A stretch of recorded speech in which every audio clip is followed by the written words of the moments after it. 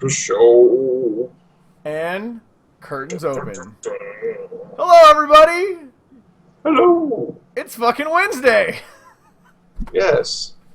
And it's 97 degrees in Philadelphia with 200,000% humidity. Which means absolutely nothing to anybody who doesn't live in Philadelphia or who's watching the show on like Saturday or Friday or probably Thursday or maybe even Sunday when I finally get off my lazy ass and post a show on YouTube.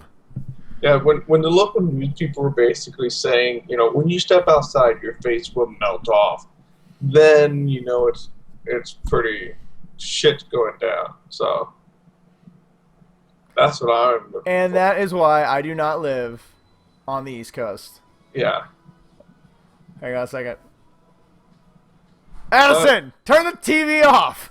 Yeah. I'm recording, and I do not want to listen to Maroon 5. Well, you know what? On that note, we should start the show. They'd probably be better intro music than what we got for you guys, since we're still in the middle of trying to come up with some intro music. If anybody is musically inclined, please let us know. We will figure something out for a 10-second audio blip. Yeah, we would love to take your hard work and give you nothing for it and air it on our show. But we'll give you a plug every week. We could promote them. Yeah, Ryan will plug you every week. If you can make it to Philadelphia and not have your face melt off. So I don't know. What do you think? What are you feeling? Since it was 4th of July a few days ago, should we do like a country western theme? Here we go. All right. On like my white beater and. I guess it's time to start the show. Oh, it's time to start the show. Geek Dad Report. We are here to give you the news and hope you have a good time. Stomp that feet, eat them turkeys, have some apple pie. We are glad you are here. Hope you don't fucking die. Woohoo! Shoot some guns, guns, America. Guns, yeah. Ham, flags, American, boom. I don't know. You know what? That was good until it just kind of died off there in a second at the end. Way to go, Ryan. You killed it. Once again, you fucking killed our momentum. I feel like I'm here to be the counterbalance. You're the death counterbalance. You know what? See this? Which stone is this? Just to bring things. This is the stone I'm going to punch you with. So as you think about that, I would like to welcome everybody else to episode 61 of the Geek Dad Report. The one show dedicated, formulated, specially created into really fucking your weekly schedule up and having a show on a Wednesday. And hopefully talking about things you need to know, like all kinds of news stories. Actually, only a handful of news stories because it was a really slow week in news. But we do have one very interesting Iron Man Marvel story that we are going to debate heavily because why not? The internet is, and it's currently melting down right now due to various opinions on what's happening. So we have that, and we have a few recommendations of things you should watch and waste your time doing this summer. So it's an action-packed show tonight. Yes, and I actually did come up with a Ninja News. Did you? Yes. Oh my god, I'm so excited. Might have. I don't know. We'll see. I'm super duper excited. Did you figure out which stone this is, Ryan? This is the one I'm going to punch you with. Do you know which one this is? It's the Mind Stone, Ryan. You know why? Because I'm going to punch your brain with knowledge tonight. Oh, that's a little preview of what you're getting for Ninja News. Did you like that one? See, I came up with that just now, so you better have something good later in the show. That's what we call it, tease people. Don't worry, I will find it. You better. I wrote it down on my phone. I was at work, and I was like, shit, I gotta write this one down. Also, like we said, we are coming to you on a Wednesday, so hopefully I'll have the show up tonight. So if you all sitting tomorrow morning or late tonight, notice in your inbox at YouTube, holy crap, we got a brand new Geek Dad Report. No, Christmas didn't come early. It's just Ryan's sister's coming to town, and we had to record now. Yes, and it's going now. Yeah, she may watch the show. We'll leave that. Some things are better left unsaid, Ryan. But if you do hear my family in the background, that is because, like you said, normally my family's gone when we record. They are not tonight, so they're roaming around. So if you hear me talking to one of my children, well, told you, Geek Dad right here. Hence the dad part. Yes. Oh, what was I gonna say? So how was your 4th, man? Well, man, it's been crazy this week. We got like all this excessive heat wave warning going on in Philadelphia, and they're like, "Don't be outside drink lots of water. Sit. Basically, we got an email from the emergency director for the base, and they're like, yeah, basically until Sunday, just sit in a room with AC and drink lots of water. So the government base is saying just don't go outside. So I'm expecting rolling blackouts from everybody sitting around their ACs all weekend and just sucking up all the time. You better hope you don't get a blackout. You might have riots in the city of Philadelphia if all of a sudden, if it's 100 degrees outside with like 200% humidity and you lose power, nobody has AC. Yeah, dude, it's nuts. Like you walk outside and it's like you can like part it. Yeah. And then it's like make your way through. So it's a lot of adjustment. I never lived in Philadelphia, but I did used to live in North Carolina, and I've been to Atlanta in the dead of summer. And yeah, if anybody listening has never been down south or Midwest during a hot, humid summer, you have no idea what Ryan's talking about. But basically, dive into a hot tub, and that's what it's like walking around outside. Yeah, it's like fucking awful. Everything feels sticky, and you get like the back sweat that goes down like your spine, like constant. Just always sticky. Yeah, it's no, nope, You know, I was talking to a guy the other day we were talking about Civil War for some reason. We were talking about how, can you imagine fighting in those old wool uniforms in Georgia in August? Oh, it's probably shit. I think a cannon to the face might be a better alternative. Yeah, no shit. Oh, I wonder how many people just died of like heat exhaustion and just, God, no thank you. I'm glad we've come a long ways. I'm glad everything's fought by drones now. Hey. Well, we found out that they would wear the same clothes for up to 2 weeks before they washed it, and then they only bathed like every 3 to 4 weeks. Oh my God. So if you're growing up in the colonial time, you're fucking disgusting. So there's no wonder nobody got laid. Well, you know, that's how perfume came around, is that people use perfume to hide the stench of people not showering for days and weeks at a time. Mm-hmm. I like to wear cologne just to make the ladies think I'm smelling nice, but I mean, by ladies I mean one lady, my wife. Yes. Don't get twisted up there, Ryan. I know what you're thinking, pervert. Hashtag what she doesn't know. Hashtag she knows everything. Hashtag she follows all my social media. Hashtag we live in Washington and they will totally take everything if you leave your wife. So hashtag never gonna leave my beautiful, awesome wife.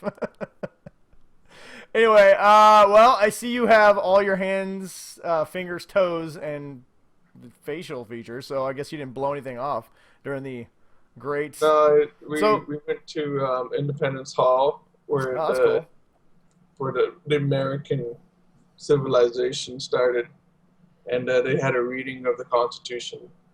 And my kid and wife got interviewed for the local TV. And, cool. You know, they didn't want to ask me anything. Well, it's because you're an old dude. But I don't care about you. I was wearing my Empire Strikes Back shirt. It just says like Empire Strikes Back. He's got a big like Darth Vader, like, you know, with his arms raised up. They're probably like, yeah, probably shouldn't talk to that guy. Yeah, they wrote you off immediately as giant nerd. See, and you really see where you fucked up. I get what you were going for, you know, but where you messed up was you should have done like a Captain America theme, or if you're gonna go nerdy, you gotta go patriotic nerdy. Even a Superman, I was wearing a Superman shirt with a cool flag in the background, American flag. So I probably totally would have been interviewed, but I got a face for television, so they probably would have sought me out immediately. Yeah. Where you are more like you got a face for radio, which is still a good thing. We have an iTunes account. Anybody who doesn't know, it's Geek Dad Report at iTunes. Follow us, subscribe, like, leave us a review. But people don't see your face on the radio, Brian. I don't like where you're going with that. So I'm just no, that's not what I mean at all. What I'm saying is that you have a really strong voice that kind of drowns out your face. Oh, okay. Whereas I have a face that makes no sense to me whatsoever, but doesn't drown out my voice, but it just accentuates my voice. So I'm much more of a television person. Mm-hmm. I'm just saying, you're like, you know, you're probably the star on our iTunes show. I am more like the face of the YouTube channel. So I mean, we're like splitting, you know, splitting hairs here. I mean, You're like my Aqualad to Aquaman. That's all I'm saying. Yeah. So what'd you do for 4th of July? Pretty much. We bought a few fireworks. I mean, I'm not really big into fireworks. I like watching them. I just don't like watching my money light on fire and explode. Because you can literally spend $1,000 and your fireworks show last you 25 minutes and it's done. Yeah, so, I gave up buying fireworks when I was like 18. I mean, we haven't. I honestly, ever since the kids were old enough to hold sparklers, we usually go buy $20-$30 worth of just a few things so they can, they like to see us light some and then we watch the fireworks show. Yeah, but you're not buying like. No. In fact, this year I spent about $100 this year, which is the most I've spent in a long time. Only because my wife's cousin had a fireworks stand that they were doing for a charity thing, and that fireworks stand got broken into, and somebody stole $1,000 worth of fireworks. So they had to, just to break even, so they didn't owe money. They had to make up the $1,000 difference. So I was like, all right. So in essence, I was giving money to a charitable cause, so I went and bought a few fireworks, but still tax write-off. Yeah, good call. Maybe I should have given more. But we had a barbecue. I had some friends over. Holly's family came over, and we barbecued, and then we lit off some fireworks, and I drank a bunch of beer.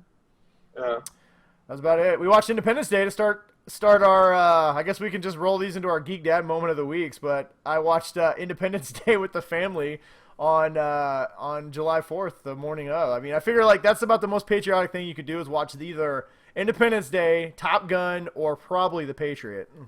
Yeah, and The Patriot's still kind of pushing it when you got 2 Australians that are the stars of it. Well, and as much as I love Mel Gibson, I can't get over the fact of his like mugshot when he went totally like racist and his hair's like sticking out like that and he was all drunk. Poor Mel. I mean, I liked him as an actor, but come on, dude. But yes, you're right. A couple Australians, fighting for their independence in America. Yeah. Thank you, Australia. We do appreciate your contributions to our nation's independence, Australia. We salute you. Yes. Anyway, we salute you. We also liked Crocodile Dundee and the Steve Irwin. We miss him. And your giant killer spiders and snakes and bugs. I want to take my wife to Australia. I'd really like to go visit there, but every time we do, she just happens to be watching Animal Planet, and they'll have like the top 10 deadliest snakes, and all 10 are from Australia. Yeah. It's like, dude, Australia will fucking straight up kill you. Dude, I know. Those are some tough sons of bitches, man. Yeah. They turned that penal colony into a 3-city oasis. Well, have you seen like Chris Hemsworth's like Instagram where he showed like pictures of like the snakes and spiders? Oh yeah, that he has at on his property. House? Yeah, I was listening like to the spider that was like as big as my face. Yeah, he was being interviewed on the Nerdist, and Chris Hardwick was talking to him about it, and that's what he was talking about, how he's like his family. They go out they have like a routine like every day where they go out and they have to like shake shoes and kill spiders. I'm like, nope, not this guy. Nope. That's why they're so tough, man. God. I guess when you're wrestling the 10 most venomous snakes in the world every day. Yeah, not doing that shit. Taking on Loki's no problem. Yeah, Loki's easy. All right. Well, you got anything else for your Geek Dad moment of the week? Other than our cool 4th of July? No, we just did the 4th of July stuff for the Philadelphia parade and all that stuff. It was pretty fun. Because it's pretty cool. I never thought about that. It was probably pretty cool being in Philadelphia for. Oh yeah, for the 4th. And one of the people reading the Constitution was Odell something Jr., the guy that plays Burr on the Hamilton Broadway musical. Oh, I thought you were talking about Odom Beckham. I'm like, you don't know Odell Beckham Jr.? Come on, man. Yeah, that. I was like, first of all, I was like, how do you not know him? Second of all, why is he reading the Independence? Yeah, like when I first heard the name, I was like, wait, that shithead on the Giants is reading the Constitution? It's awesome. But no, it's the guy that plays Burr on the Hamilton. He's born and raised in Philadelphia. That's cool. So. Every time I think of Philadelphia, though, I always think of National Treasure. I'm not really sure why. Oh, dude, that's my kids the first time we went to Independence Hall, because we had seen National Treasure. And my oldest Lincoln, he loves that movie. And he's like, "Look, dude, it's a great movie." That's like over there. I'm like, "Yeah, let's go just like in the movie, you can just go climb up and get on top of everything and start ripping bricks out and shit. Yeah. Apparently, Yeah. the Declaration of Independence does not have a hidden map on the back, but it does have, what do they say? It has something on it. It's going to drive me nuts. I can't remember now. But there's something. Penis. Yeah, a big giant penis with George Washington's face on it. Yeah, because Ben Franklin, got really drunk. Hey, apparently he was quite the party animal. He was pretty fucked up. Why not, man? You live back in those days, why not? You're going to probably die young or end up in a wool uniform fighting in Atlanta. Yeah, if you was 30, you were fucking old as shit. Yeah, no shit. All right, well, I think that's about all we got. We should probably dive into the Ninja News. What do you think? Yep. I think that's good. Is it time? Is it time for Ninja News, Ryan? I think it is. Hooah! All right, everybody, it is time for the uppercut of knowledge, the judo chop of information, and the eye gouge of comprehension. Because it's a little nerdy, but I'll fucking take it. Woo! We need like a party song. Ryan finally got it. The eye gouge of comprehension. If you don't understand what that is, you should use a fucking dictionary. Yeah, I looked up a thesaurus. Or thesaurus. But you know what? I feel like our listeners are very intelligent, so I feel like they completely comprehended exactly what the eye gouge of comprehension is. Yes, I would hope so. And if not, you guys let me know. This is the Mind Stoned. Yes. I will use it to put that. I will use that to to blow our information load all over your brain. Yeah. Because we established last week, all you got to do is take the information up your nose, and then it goes all over your brain. Yes. Or we're working on the whole Matrix thing where you plug into the back. Yeah, but right now you have to plug it up your nose, and it just shoots right up your nose, and then right in the brain. Up your nose, and Brian just keeps. This is actually kind of a little bit of an inside joke. Me and Ryan had a fun little Twitter back and forth about the fact that winter came all over the brain of the Geek Dad Report last week. So if you don't know what I'm talking about, then you should clearly follow us on Twitter. You can follow me at BrianWest53 or Ryan at Big Bruiser, or obviously at Geek Dad Report. You can follow us at Facebook and Twitter.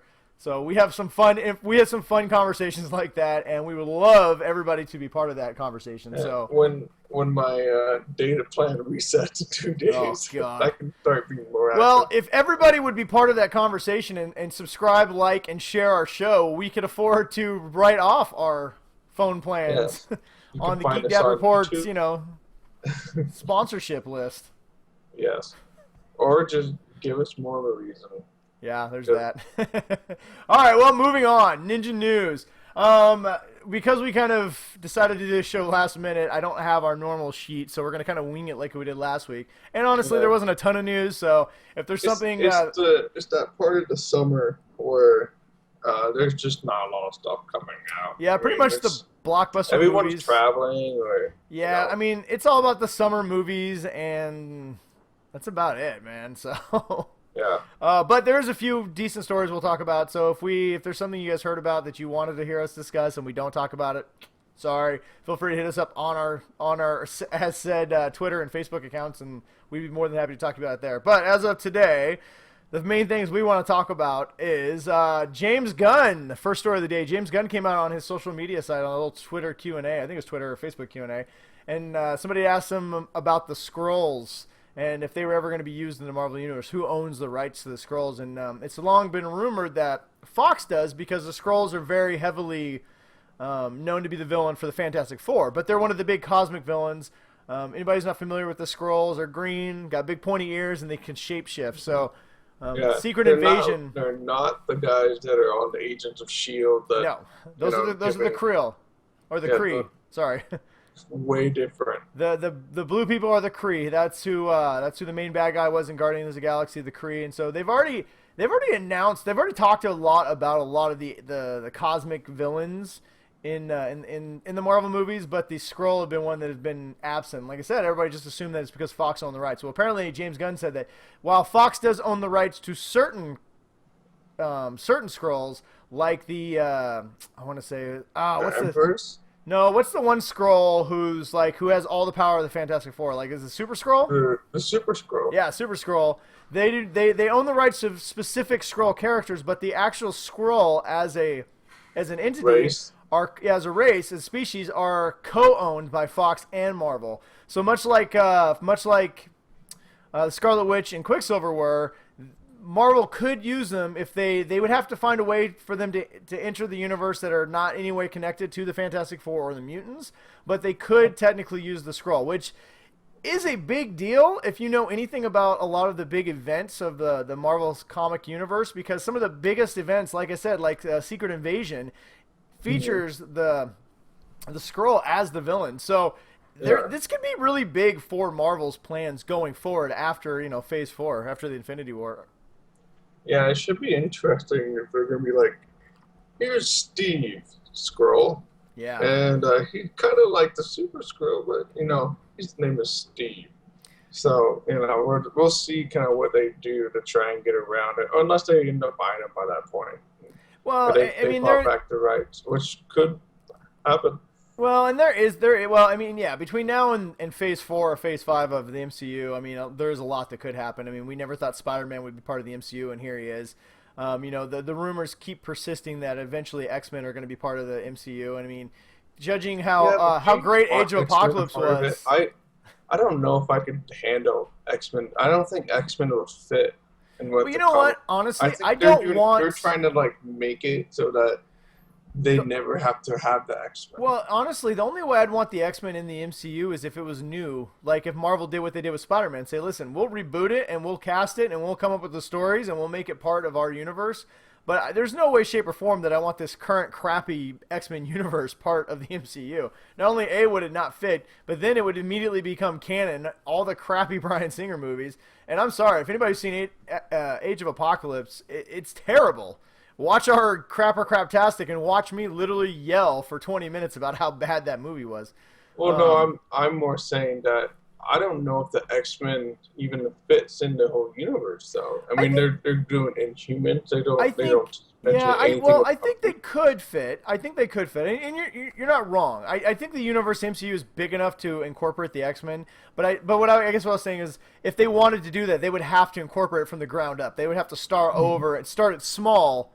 And work its way into a much larger universe because, you're right. Here's the first human. Yeah, well, and you're right. The X-Men universe itself, the X-Men, the mutant universe, is equally as large as just the MCU in general. So, but we digress. It has absolutely zero. Yeah. As you can tell, we are very passionate X-Men fans, and it's just horrible to see what's happened with them. But anyway, whatever. We got the big Marvel talk coming later, so yeah, we do. But what I was saying is, we never thought we'd see the Sony, or Spider-Man. So anything could happen as far as who ends up owning all these things later down the road. But if Marvel does in fact actually partially own the rights to the Skrulls, that could be some really awesome storytelling going forward. So, and at some point, all the original cast, the Captain America, not Captain America, but Robert Downey Jr. and all these other guys, they are going to get too old and too expensive to continue making. I doubt they're going to make 15 more Marvel movies. So at some point, they're either going to recast the characters or, just continue to bring in different heroes and kind of sprinkle in the old heroes. Yeah, I don't think they're going to recast. I think they're just going to find ways to make them go away. They'll go away, and then possibly maybe I think what we'll start seeing where Captain America, Iron Man, Hulk, these characters only show up for Avengers movies and maybe only cameo, maybe only parts of Avengers movies, maybe not in the entire thing.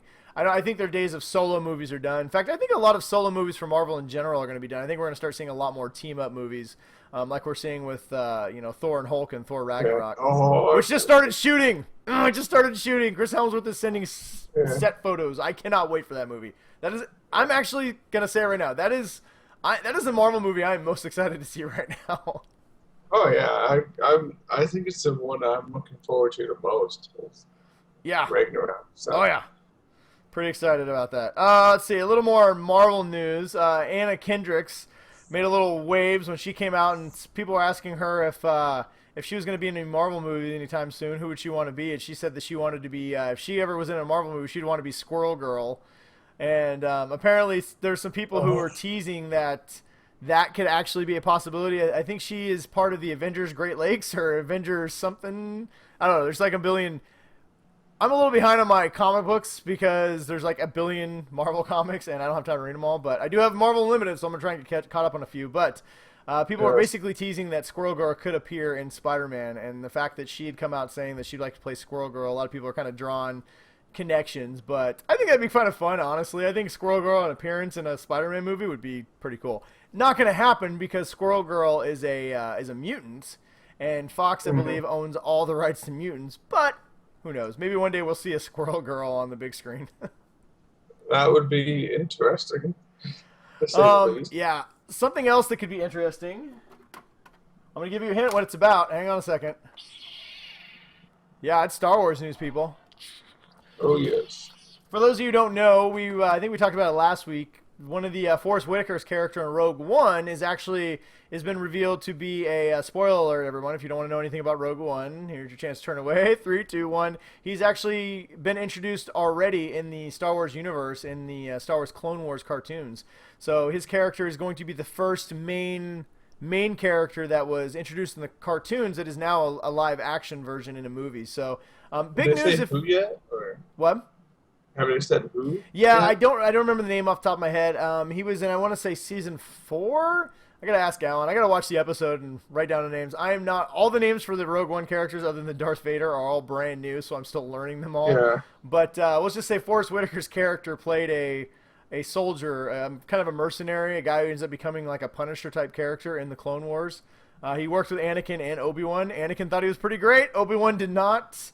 And he was in a few episodes. Big surprise. But the big news is, yeah, I know, right? The big news is that, this is the first time that LucasArts has taken something, has really recognized stuff that happened in the cartoons now into the movies. So a lot of speculation is saying this could open the floodgates. And a lot of us watch Star Wars Rebels, which is an amazing, amazing cartoon.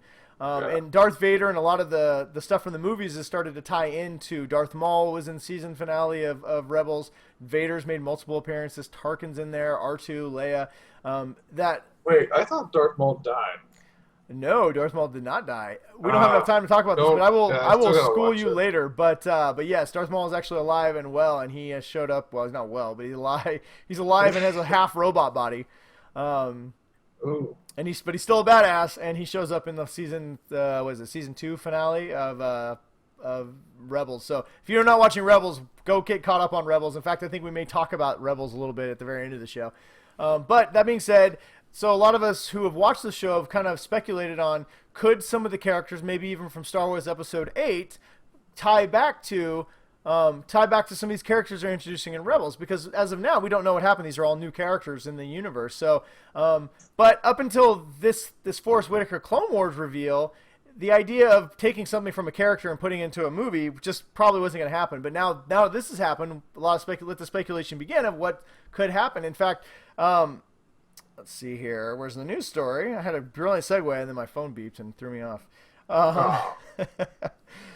In fact, Dave Filoni, some of the people who are creating, Dave Filoni and the creators of, I think it was Dave Filoni, a lot of the creators of Star Wars Rebels said Season 3 could actually have crossover for the movies going forward. Oh, man, that's pretty cool. So, yeah, it was the producer. Sorry, it was not Dave Filoni. It was George Lucas. No, it was not George Lucas. He has nothing to do with anything. Simon Kinberg, who seems to produce everything, basically had said that that Star Wars Rebels Season 3, that events from Season 3 could cross over into future movies. So that is really exciting news. I mean, if you don't watch Star Wars and don't care, that means absolutely nothing to you. And if you're just a casual fan and you like the movies, it also means nothing to you. But if you watch Star Wars Rebels, a lot of us have, well, I don't want to give any spoilers away, but we have predicted that a cast member on Rebels could end up playing a major villainous role in possibly the Knights of Ren or Episode 8. So maybe he's Snoke. Yeah, there is some stuff and there are some hints. And if you've been watching the show, they have definitely laid the foundation so that events in Rebels could eventually lead to events in the movies. So anyway, it's just some straight nerd stuff that if you're a big fan of Star Wars, these are things that are really cool.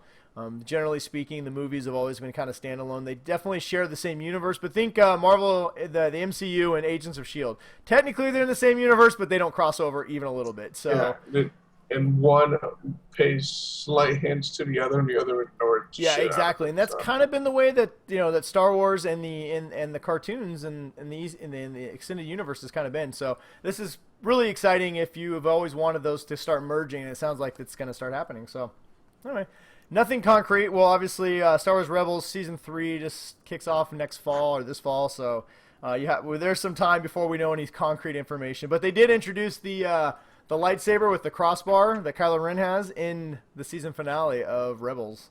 Ah, that's So, cool. yeah. So let the groundwork begin. Things are already happening. Last week we talked a little bit about Flash and Flashpoint and casting. So right after we got off the air, a report came out that Stephen Amell from Arrow had said that had said that Flashpoint was going to drastically affect how Arrow's done going forward. Well, apparently he meant that as tongue-in-cheek and later retracted that, said, no, I was not saying that to be serious. You people and your quick reporting did not get the entire story. Stop freaking out, internet.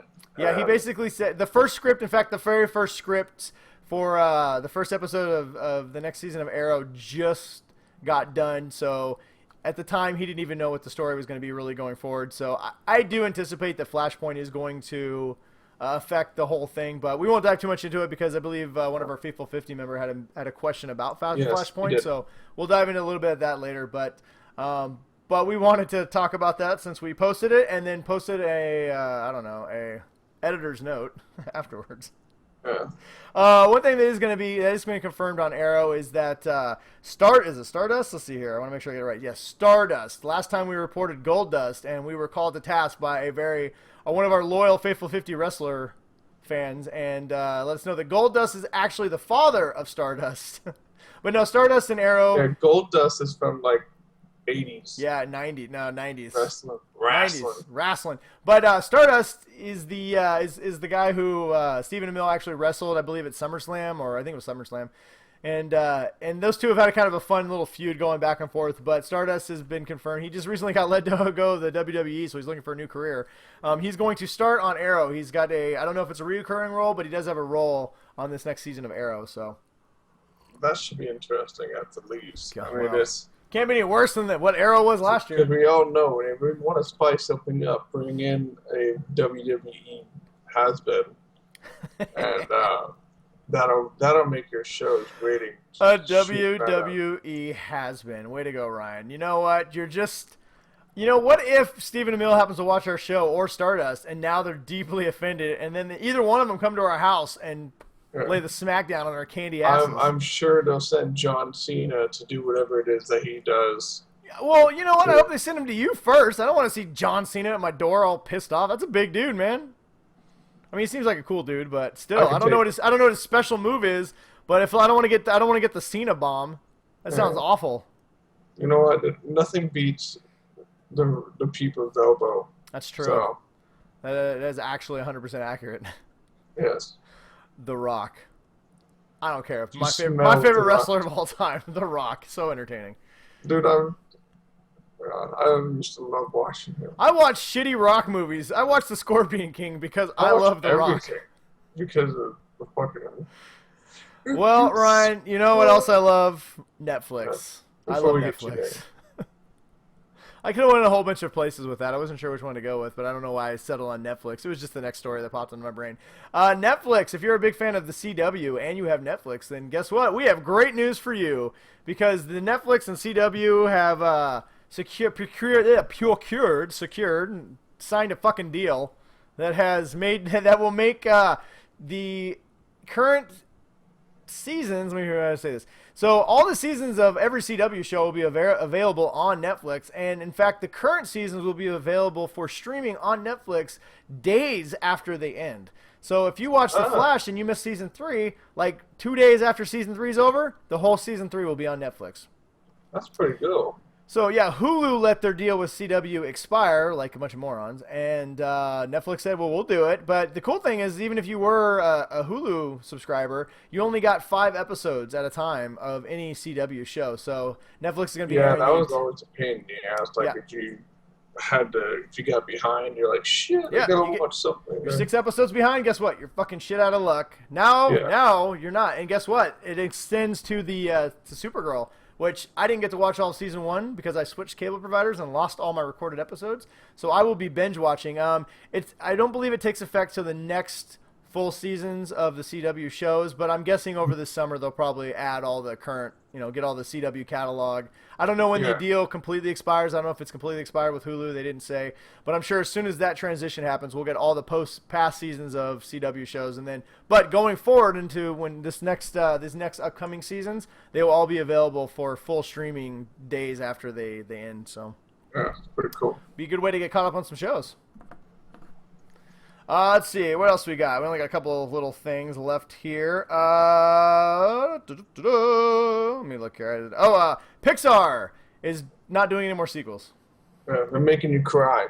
Or at least they're not going to do any more. They don't have any more planned right now. There's an Incredibles 2 coming. Cars 3. I don't know. They just did Finding Nemo 2. But apparently their original plans were to do every other year, do an original movie and then a sequel movie. But Disney kind of fast-tracked a lot of these sequels. I'm really excited about The Incredibles 2. And obviously Finding Dory is making fucking tankfuls of cash. Yeah. So I'm sure that they'll do more sequels eventually. But right now they decided because they have been so... We also got, Toy Story 4. It's been so sequel-heavy that after these last ones in development are done, they will be moving forward with original movies for this foreseeable future. So any of those you hoping for an Inside Out 2, not this guy, love the movie but don't feel like crying again, you're not going to be getting that anytime soon. Or Up 2. Just do a short with just anger. Why don't they just do Up 2? Perfect name. Upper. Up. Oh, man. Yeah, how about that? Upper. Boom. Boom. This is why I don't work in the entertainment industry. I don't understand how you're not in the movie business. I should be. I wish these guys would look. My face keeps turning red. It's fucking camera. There we go. Let me fix it. Yeah, you keep turning like bright orange. Dude, you notice that? I'm trying to fix it, man. It's a shitty ass. I don't know if I'm like making you blush. No, I'm not. People, I'm not actually just blushing or turning red. It's my shitty ass Windows fucking computer webcam here. You know what? Soon we'll be getting our freaking Apple computers very soon. All right. Let's see. Last little bit we got for you guys. And then we'll move on to our main topic here. All right, last bit of story. You know what? There may be other things, but I don't feel like having you guys watch me read my phone. So, last story is the Power Rangers. Bryan Cranston had kind of come out. He's been cast as Zordon. We talked about that either last week or the week before. Yes. Apparently, a lot of people are wondering, kind of questioning why he's agreed to be part of the Power Rangers, especially considering how good of an actor he is, and at this point he can kind of choose whatever he wants to. He said he wasn't going to do it, even though he had ties with the original Power Rangers series, television series. He wasn't going to do it, but he read the script, and he says that, he goes, what was the exact word? So he said this is going to be like the Dark Knight, the Christopher Nolan Dark Knight trilogy for Power Rangers. He likens it to the way that Batman in the 60s went from being that TV show to the Dark Knight trilogy. He compared the way Power Rangers television show is moving on to the movies. So, or he's just saying that because that's how he's trying to get acid in the seat. Who cares? All I know is if that's even remotely true, I'm kind of excited because the Power Rangers are a fun property, and if they do it in a way that's kind of realistic, it might actually be kind of cool. Yeah, I think I would watch it. Yeah, well, I'll definitely watch it. I am excited. Elizabeth Banks has already been cast as Rita Repulsa, and some of the images of her have come out. It looks like the Green Ranger is going to be part of this movie, too. She looks great. The new Power Ranger suits kind of look like Iron Man suits. I don't know. I'm not sure how I feel about them until I actually see them in a trailer or in the movie, but I don't know. You know what? As a guy who watched Power Rangers as a kid, I'm excited for the movie. I even watched the first movie. Actually, I watched Turbo, and then I quit watching them. That was terrible. Yeah. When my son discovered that they had like 8 different types of Power Rangers on Netflix. Yeah, I know. I remember he got crazy batshit into. Last time I was at your house, all we did was watch Netflix Power Rangers. Yeah. But anyway, and that's pretty much it for the news. We do have one last story, and we're going to lead that into kind of our topic of the night. We haven't done a topic in a while. Me and Ryan just wanted to discuss it for a little bit, so I will, as soon as I can find it here, I will pull it up. So Marvel kind of melted the internet, as they're prone to do this week. You know, over at Marvel, they're making a lot of changes, and they're trying to... Well, they're making a lot of changes, but not, because they can't come up with an original idea. Well, here's the deal. Marvel, a lot of times people, and I promise I'll get to we're not trying to bury the lead here, I'll get to the news story in a second. We're just kind of setting it up for you guys here. Marvel, a lot of times I think people forget because we love so much of the thing that Marvel does. A lot of times people forget that they are a for-profit company, and their goal isn't to entertain us. Their goal is to make money. Their job is to make money while entertaining us. So a lot, they have to do things that move books, and comic sales are down right now, and so you have to constantly shock people and constantly create new things and take things in different directions to get people interested and get a new audience. And unfortunately, sometimes getting a new audience means that sometimes you alienate your old audience. And that's been going on a lot. And one of the criticism with Marvel recently, especially on our end, from the fans' perspective, is that they have done a lot of things. They've made a lot of decisions that seem on the surface basically to just be kind of shock value things, that they're not trying to move the company forward, that they're just trying to say, you know what, for an example, when it came out that Thor was a female, I haven't had a chance to read that, and I don't have a problem with the female Thor, but it's like, wait a minute, why a female, or when they made Falcon Captain America, it just seemed very like, or when they just decided to turn Captain America into a Hydra agent. Now, granted, these are stories. And now they have Civil War 2. Civil War Part 2, Civil War 1. Now, granted, these are all stories, and even though things change, they're always going to come back at some point to what you know and love. But they are done to entice the internet and to make everyone talk about it and to do things. What we're going to talk about next is actually... is a story they just released today. It's some information about a direction of new characters. Well, an old character is going to be going in a new direction.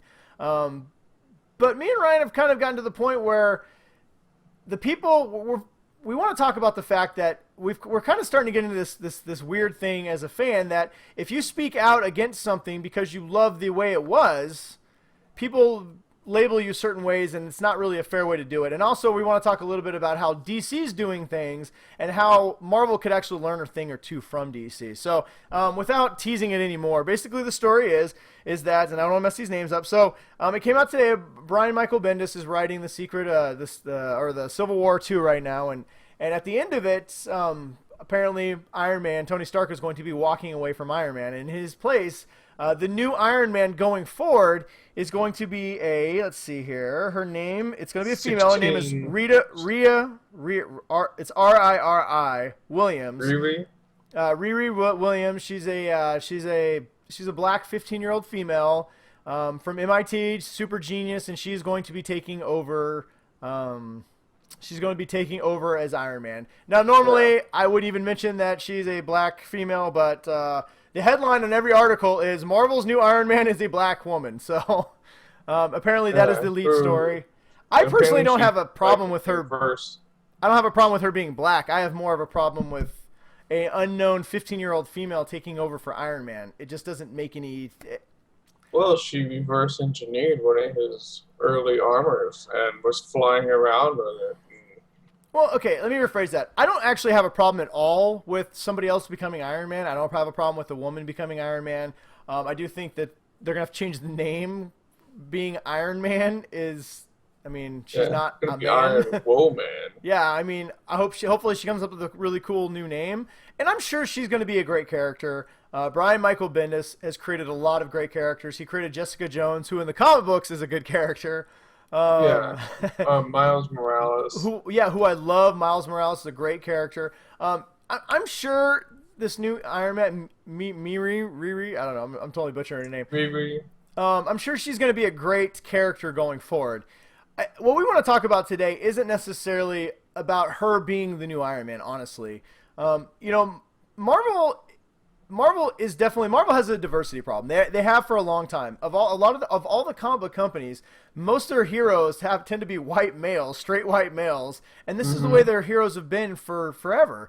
Over the years they have not really adjusted to the times, and their comic books haven't always represented the diversity that the world is. Male, female, various colors, sexual orientations. They've always been, like we said, straight white men for the most part as their heroes. So Marvel, we're happy that Marvel's trying to address this situation. I mean, me and Ryan have talked at lengths about how hard it is to find female comic book characters for our daughters to play with, toys-wise. All the comic books my daughter own are DC because, as we're going to talk about here in just a minute, DC does a much better job with their female characters and even their minority characters. They're much better at diversity than Marvel is. And so Marvel has a diversity problem. But to their credit, they are really trying to address this with characters like Miles Morales and Kamala Khan, and and making a lot of the female characters much more prominent now in the Avengers and the X-Men, and they have some great characters. Black Panther's been a very strong, and Luke Cage have been very strong African American characters.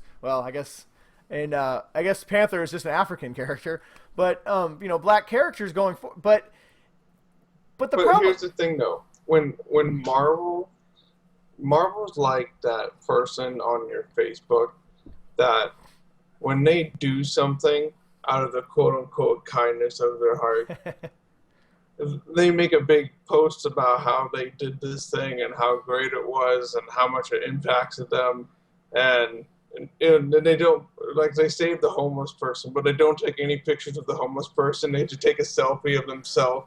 Well, yeah. Well, exactly. And that's just how That's just how this stuff feels for me with how Marvel's doing things. Like, look what we did, guys. Look what we did. Look at our diversity. Yeah. Well, exactly. And to your point, this is a character that's gonna. I don't believe she's appeared yet in the comics. She's going to start showing up at the very end of a series that's still ongoing right now. So instead of just revealing this character as as a reader, you can read it organically and it makes sense. Like, oh, okay, I understand why this person's taking over for Tony Stark.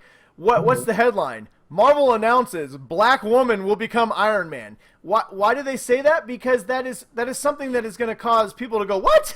What is this? Because it's very right there in your face, and it's something so different than what you've known. It's going to cause some kind of a reaction, good, bad, or indifferent.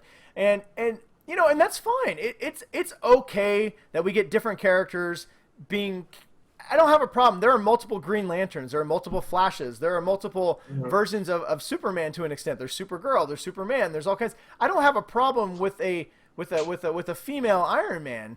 But I feel like, the way Marvel goes about it, to your point, it feels very forced, in your face, and it feels like they're cramming it down your throat. It doesn't feel organic. It doesn't feel like this is a good step in there. I mean, over the last couple of years, Marvel has had no diversity for the most part, and then all of a sudden, over the last couple of years, we have a Black Captain America, who is also another superhero, and in my opinion, it made no sense for him to become Captain America.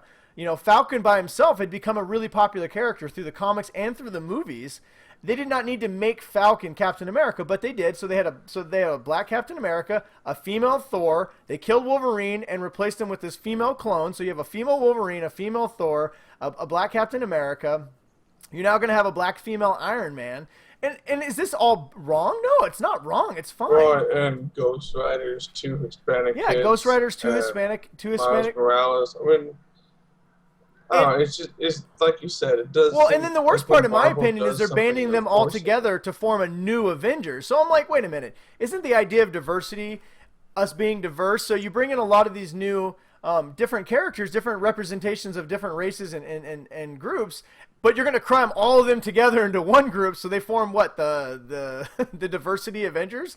It's just, I feel like, I just feel like the way Marvel's going about it is wrong. It takes away from the story when the focus is on, well, look at the diversity this character brings to it. Like, I don't give a shit about that. Yeah. I care about what's the story this character is bringing to it.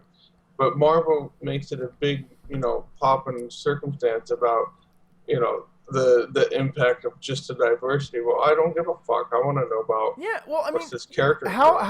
Is it wrong? Is it wrong that as a fan, what I want is I don't want new 15-year-old. I don't want the headline to be new 15-year-old black female takes over for Iron Man. What I want is a story that Iron Man, that Tony Stark, okay, he finds this girl, this African-American girl, and like I said, honestly, I think it's stupid that you even have to say black female. Just said, Iron Man is leaving. Replacement.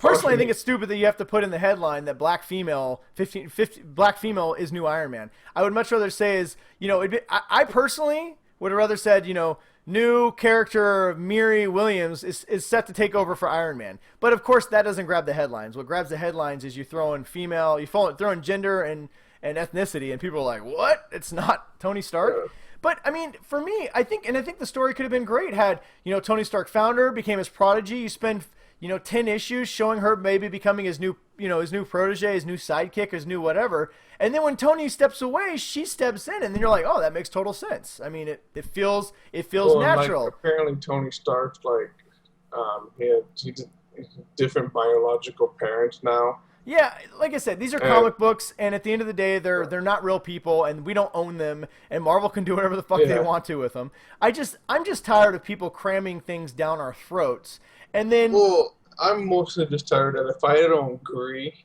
with something, then obviously I'm an asshole, sexist, racist, piece of shit. Exactly, and that was kind of leading me to our next point. Is at the end of the day, we don't care. We're glad that Marvel. We are very happy actually that Marvel is diversifying. That their females are taking a much bigger role. That their minority characters that they are taking a bigger role. But from a storytelling perspective, we'd like to see these introduced organically and not have these headline shockers. And then when you see something like I said, like black 15-year-old female as new Iron Man, if you say like that's dumb. I don't want to immediately be jumped on by somebody saying, "Oh, well, you're clearly a racist and a sexist." No, I just think that headline sounds stupid, and I want to know why all of a sudden Tony Stark is being replaced by a 15-year-old girl. Like I said, it has nothing to do with the fact that whoever skin color. I want to know why Tony Stark is being replaced by somebody who's not even remotely Tony Starkish as Iron Man. I want to know these things, and it's just. And that's the problem. Well, and then the Marvel fans say, well, what's DC done lately? Well, they did it 20 years ago, so. Yeah, and to your point, I mean, and I just, we can be fans of Captain America, Steve Rogers Captain America, and I can be disappointed that he's not Captain America anymore. When I hear that Falcon has become Captain America, I have a right as a fan to say, I think that's a bad idea. I think Captain America is always Steve Rogers. I like Bucky Barnes as Captain America, but to me, he's Steve Rogers as Captain America. I don't think Falcon should become Captain America because here's always been my problem with when you take a character like Falcon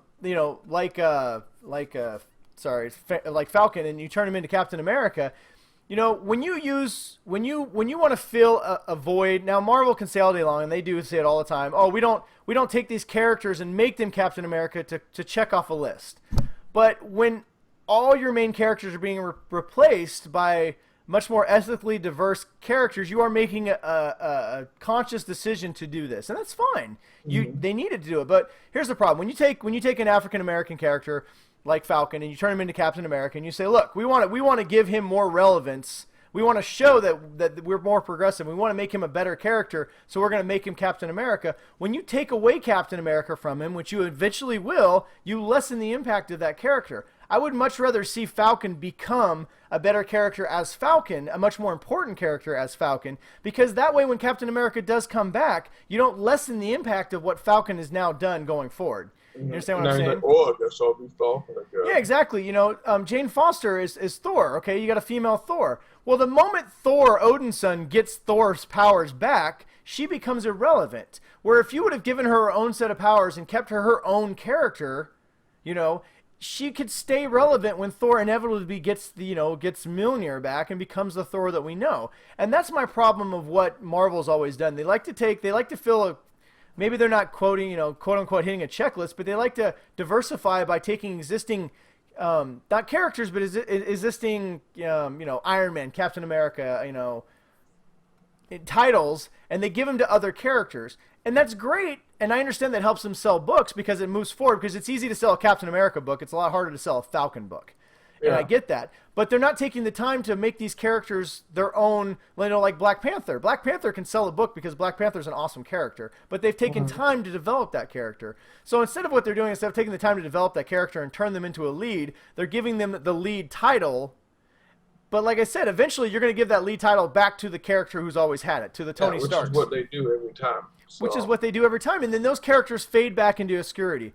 obscurity. Now, some characters like War Machine have never been popular enough to own their, carry their own title, and that's going to happen regardless. But I just, that's always been my problem with giving an existing character, a title and just, trying to fulfill we gotta get this person in this role, or we gotta put 5 new girls on the Avengers. So so we need 5 females on the Avengers. So instead of introducing 5 new characters and making them awesome and adding them, we're gonna make one taking Thor. the time to try and think of something new. Yeah, exactly. So, We'll make one female Thor, we'll make one female Iron Man, and we'll make the next female Wolverine. Now there we go. We got 3 new females on the Avengers. Well, let's do something new with Kamala Khan and Captain Marvel. Yeah, and not to say that they haven't created any new characters, because like you said, Kamala Khan has been a great character for Marvel, and they're not incapable, and these characters aren't bad characters. I'm tired of saying, listen, I want my Iron Man to be Tony Stark. If they're going to bring in a new female Iron Man, then let's make her somebody else. Let's not make her Iron Man. Let's make her, like for instance, let her figure something out on her own instead of having to take something from something existing. For instance, look at DC. Look what they've done. You have multiple you have Power Girl, Supergirl. They didn't just make him Superman. I mean, I guess technically you could say Supergirl is Superman, but a girl. But she's her own character. When you say Supergirl, everyone knows exactly who that is. At Marvel, if you say Iron Man, people are going to think Tony Stark. They're never going to think this new girl. When you say Thor, no one thinks Jane Austen at all. Now, if you say Batgirl, everybody knows exactly who Batgirl is. And that is the difference between DC, how I feel that DC's done a great job with their, a better job with their diversity and than Marvel, is that you can name off Batwoman. She's a lesbian character in the Bat world. They didn't say, we got to make. What Marvel would have done is we're going to say that Batgirl was always a lesbian. No, instead they said, listen, Batgirl is who she is. We want to introduce a new diverse character. Let's create one. Let's make one, and let's expand our universe and move it forward. And they created Batwoman, who's a great character. What's her name? Something Kane. I forget her name. Forgive me. I haven't read a lot of Batwoman, but she's a really good character. But they made a character and they moved that character forward. Green Lanterns. Now Green Lanterns, is a little bit. You can have multiple Green Lanterns, but that's what I think they could have done with Iron Man, with this new female for Iron Man, is they could have had multiple Iron Men, and sometimes Stewart is the main Iron Man, or the main Iron Man, the main Green Lantern, and sometimes Hal Jordan's the main. It's just. When Superman died in the comics, they brought in Henry Irons as the new Superman, Man of Steel. They didn't make Superman black. They brought in a diverse character, a black character, and gave him a cool identity and a cool persona. And that's how DC's always done a better job at diversifying. Is they say, we need more minority characters, we need more female characters, we need more gay and lesbian characters. We're gonna create these characters, and we're gonna make them part of our universe, and we're gonna use them to tell our. We're gonna let them flesh out. Yeah, and we're gonna give them a chance to grow. And you know what? And we may even give them their own books. Maybe their books don't sell, but we're gonna try. Where Marvel likes to kind of do the opposite. They like to say, we're gonna bring these characters in, we're gonna give them names that people recognize, and then if they don't do well, we'll just bring back the old people and then get rid of them. And I just feel like that's a bad way to do things. And I think. To your point, closing is the headline grabbing, 15-year-old black female is now Iron Man. It's just a stupid way to introduce characters, and all you're going to do is create a lot of, you're going to get people talking, but you're going to make a lot of people who feel like, I like my Iron Man to be Tony Stark. They're going to get jumped on, and they're going to make them feel like they're wrong because they feel like they like Tony Stark as Iron Man. You lost them. So you should never diversify. You should never. Let me rephrase this. You should never create diversity at the expense of the people who've always been loyal to you. You can diversify and push your brand forward in a very positive way without completely alienating a lot of the people who've been the most loyal to you. So, you shouldn't have to feel bad because you like Captain America as Steve Rogers. I love Miles Morales, and he is Spider-Man, so maybe that's a terrible example. But the way that they introduced him was there was 2 Spider-Men, and he eventually took over for Peter Parker because Peter Parker died. And it was a very organic, great way of storytelling. And he looked visually massively different. He is a different Spider-Man than Peter Parker. He wasn't the new Peter Parker. He is Miles Morales. And, I just feel like Marvel could do a much better job at introducing these characters in that way, like I said, like DC does, so... Yes. But anyway, But people, I guess the moral of the story is, if somebody says, you know what, I prefer Tony Stark, don't immediately call them a sexist and a racist. You know, I feel like this new Iron Girl is going to be probably an amazing character. Michael Bendis is a great writer, and he'll probably do a fantastic job with her. But, you know, to say that I'm sad that Tony Stark isn't going to be Iron Man, I am. I like Tony Stark. Yeah, I'm a little. I like the billionaire playboy philanthropist. So. Yeah, I know. Well, anyway, I talked a lot there. Sorry, Ryan. Did you have any final thoughts that you wanted to throw out there? I need to go to bed, so. All right. No. No? All right. Well, that if you let us know your thoughts, we have a post up right now. We've had a few people who have voiced their displeasure already at the new the new news for Iron Man. But we do have a post on Facebook. Let us know your opinion, and we'd be more than happy to respond to you. And if you feel like we're wrong and we're dirty, racist, sexist, please let us know. We'd be more than happy to have an adult debate with you about that. Yeah, please call me a sexist, racist. I look forward to it. Yeah. No.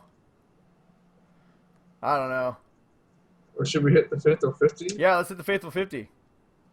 I have it up. We have. I was looking for it. I think we had a couple questions. We'll make it fast. One from Brian in Washington. Is Flashpoint? If Flashpoint is going to reset all the shows in the Arrowverse, this is one that you were talking about earlier. Yeah. Which characters do you hope might come back? Which ones should stay away? Are you guys going to spearhead the campaign to bring back Laurel Lance? Hashtag Faithful50. Brian, I'm really hoping that it shakes everything up. I think especially for Arrow, which needs it, really, I think more than anything. But man, for bringing people back, bring back Deadshot. Yeah, that's actually a really good point. I never thought about that. I hope that Flashpoint does bring back the Suicide Squad. That was when DC Warner Brothers forced Arrow to start killing off a lot of the characters that are going to be in the Warner Brothers movies is kind of one of the points where Arrow started really going downhill, because a lot of these storylines and characters that they had established with Deathstroke and the Suicide Squad and Amanda Waller all of a sudden just were taken out of the series. You could see the show suffered. So I would love to see, personally, I hope Arrow just gets completely reset. I would like to see Laurel Lance come back if and only if the Arrow writers could find a way to actually use her in a way that's awesome instead of making her a whiny little blah, blah, blah, blah, blah. You know, they've given her nothing to do, and she's a whiner, and she's a drunk, and her storylines have been awful. She's a good actress, and when she was on Flash, she was amazing. So I would love to see Katie Cassidy come back as Laurel Lance if, and only if, they actually gave her something awesome to do. Do you think they would have Felicity become the love interest again? You know, I know a lot of people hate Felicity. I don't hate Felicity. I just think Arrow needs a reboot, honestly. Arrow, I like a lot of the characters. Like I said, I liked Black Canary. I like Oliver Queen. I like the cast for the most part. But the storytelling needs a complete reboot. So I would love to see them reboot back to the end of season 2.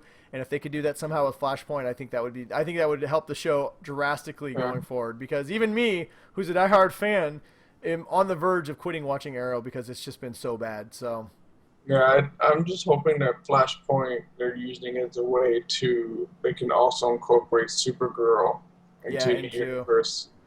So when they do the big crossover episodes, it makes a lot more sense. So I mean, they're bringing in, I think with the fact that they're bringing in an actual Superman now, that we might be kind of getting, you know. I want to see Thomas Wayne as Batman though. Just one episode, that would be so great. That'd be awesome. I would also like to see Captain Cold come back. If I'd like him. I like Snart as a. Spoiler alert: he died in Legends of Tomorrow, so it'd be great to see him be able to be alive again. Also, I'd like we talked I think last week that we'd like Patty Privet to become the love interest once again for Barry Allen, because her and Barry were great last season. I'd like to see Wells. I've always kind of liked. I liked the original, even when he was Thrawn. Yeah. You know, I just like the guy. Such a I like good the story. So. Oh, such a good story. But yeah, I mean, that's about it. Hopefully, I hope the big things is we hope that they find a way to reboot Arrow completely, bring back Patty, and bring in Supergirl. That is what we are hoping Flashpoint accomplishes, and Thomas Wayne in at least one episode. Yes. Hey, if they want to do the whole Wonder Woman and Aquaman are at complete war with each other, I'm on board for that too.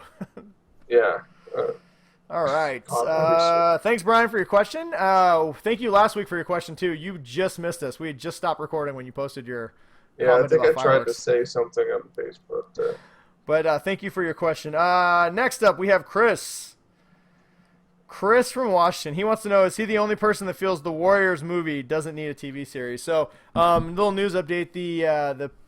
The Russo brothers, the creators behind, the directors behind Captain America, Winter Soldier, Civil War, and the Infinity Wars, are rebooting the Warriors movie into a television show for Hulu, I believe. I'm going to say that I've never seen the Warriors, so I have no input on this. Yeah, I have no opinions either. I'll give it a shot just to see what it's like. I mean, Chris, you seem to think that it doesn't deserve a show, so we're gonna go with your opinion and say no. But I will say that I do trust the Russos, so. Yeah. But I also don't have Hulu, so fuck it. Yeah, I have Hulu. It's not bad actually. Like I said when I was talking about that show, The Path, the crazy cult show. So yeah, you have to share a code with me. I want to watch. They did this James Franco show about the assassination of JFK as like a time travel. Oh God, I wanted to get into Stephen that. King show. I need to watch that. I heard it was good. All right, moving on. That's it. That's all we got for Faithful 50. So thank you, Brian and Chris. Such short notice. We appreciate you guys chiming in. Like I said, on short notice. But next week we should be back to our regularly scheduled time at Thursday. Hopefully. I know last week we were Friday and this week we're Wednesday. So, hey, look on the bright side. Only 6 days between episodes this week. Yeah. Yes. All right. Lastly, moving on to our final segment so Ryan can go to bed. We'll make this short since we were looking for filler because we didn't know how long this would go. But for our weekly recommendations this week, because it's been such a busy week, neither one of us really had a chance to talk about, consume anything and give a recommendation. We want to talk about maybe 4, 5, 6 shows that we think you should catch up on this summer while all the shows are on hiatus, all the television shows. So I'll go first. I recommended it, I think, a couple weeks ago, but Ryan is actually, I'll let you go first since I'll let you talk about it since you're the one watching it currently. Ryan took my advice and started watching Mr. Robot. So we feel like you should get caught up on season 1 of Robot immediately because season 2 starts next week. But Ryan, why should the people catch up on this show? Well, I started after you talked about it, and it's really like a really cool modern. I don't know. Don't say the movie. It's a more generational perspective for our age group. Yeah. It's that's kind of a way of saying it. I mean, if you're in your young 30s and mid to late 20s, and this is kind of a show that can really you can understand, and it's got like it's a little bit of Fight Club kind of feel. And Hackers, the movie Hackers, it's like a combination of Hackers gonna take over the hacker anarchy movie or TV show. Yeah, but it's so well done. Yeah. And the guy that played Elliot, like I've never seen him before in anything. Mm-hmm. Elliot's the main character. Oh, Christian Slater, how good is he as Mr. Robot? Oh my God, Christian Slater like fucking batshit crazy. It's got this CEO. Well, you know what? I don't think I talked about it either when I recommended it a couple weeks ago. It's also got this CEO element that's very much American Psycho. Yeah, it's got so many crazy stuff going on. You know what? If you took Hackers, Fight Club, and American Psycho and turned them into one TV show, you'd have Mr. Robot. Yeah, and it's so good. I've been putting in 2 episodes a night, like when my wife goes to bed, and I've been staying up way too fucking late. Yeah, well, they are airing it on USA. You can get it on demand, or as I recommend, watching it on Amazon Prime because you get the unedited version on Amazon Prime, and there's a lot of bad language. Yeah, that's what I've been watching. It's been a treat. So all right. So show number 1, Mr. Robot. Show number 2, I will take this one. Marco Polo season 2 just dropped on Netflix. So Marco Polo is a show that is popular, especially overseas, because it's set in ancient Mongolia under the rule of Kublai Khan. So it's a semi-factual, but kind of one of those fact meets fiction storytelling. So historical fiction to an extent about the Marco Polo in the court of Kublai Khan back in the, I don't know, early 1300s, late 1200s. Yeah. But it's a lot of fun. The first season's been out for a little while now, but the second season finally dropped. Get caught up. There's 2 full seasons. They're 10 episodes long. And there's also a 20-minute short called 100 Eyes. It tells the story of this kung fu warrior who is awesome in the series. But watch Marco Polo. There's no reason you need to get caught up over the summer because the third season probably won't be for a while. I think the last season took a year and a half to get the second one. But a lot of people don't even know about it or have not watched it, but I highly recommend Marco Polo. You're looking for a summer show, 20 episodes. You can watch Marco Polo. Fantastic. So I'll go, if you have a Hulu subscription, it's definitely worth, at least for the show. I reviewed it already. It's called The Path. And it's got Jesse, bitch. Yeah, Jesse Pinkman.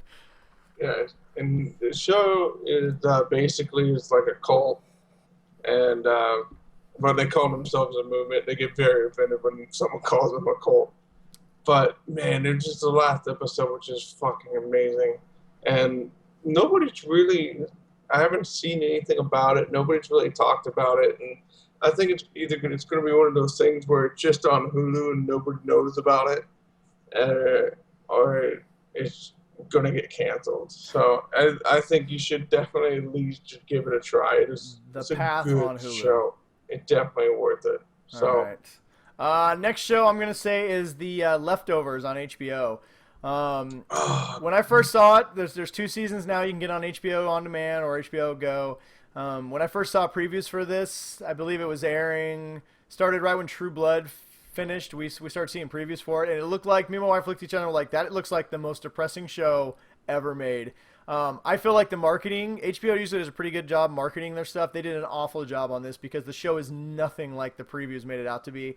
One of our friends, one of our Geek Dad Report friends, Chris, extra for Reed from the Utah Outcast, he's been watching it and he kept talking about how good it is, and so I finally gave it a shot, and oh my god, it is fantastic.